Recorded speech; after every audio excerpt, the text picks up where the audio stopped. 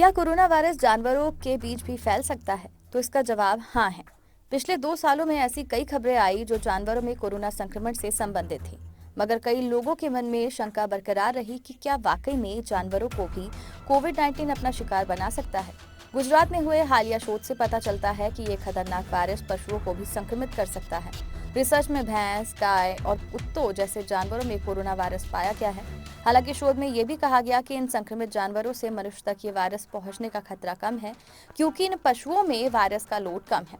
कामधेनु विश्वविद्यालय और Gujarat biotechnology research centre के शोधकर्ताओं ने राज्य के अलग अलग क्षेत्रों से घोड़े से लेकर गाय और भैंस तक के नाक और मलाशय से सैंपल लिए थे। इनमें से 24% जानवर पॉजिटिव पाए गए और एक कुत्ते में तो डेल्टा वेरिएंट पाया गया।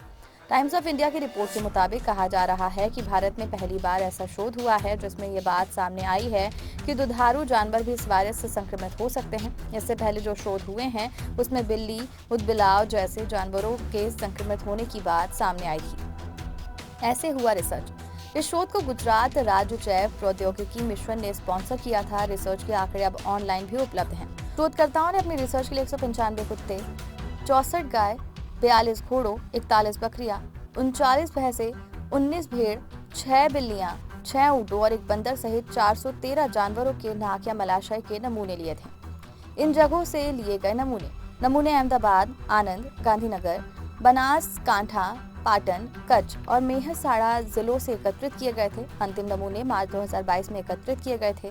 रिसर्च में कहा गया है कि नाक के नमूनों की तुलना में मलाशय के नमूनों के बेहतर परिणाम रहे। कुल 95 जानवर पॉजिटिव पाए गए, जिनमें 68 कुत्ते, 15 गाय और 13 भैंस शामिल हैं। बिल्ली प्रजाति के जानवरों की जानकारी अभी बाकी। इस शोध का मकसद जानवर और मानव के बीच वायरस के फैलने की गहराई में जाना था, क्योंकि कोविड की दूसरी लहर में जानवरों के संक्रमित होने की बात सामने आई थी।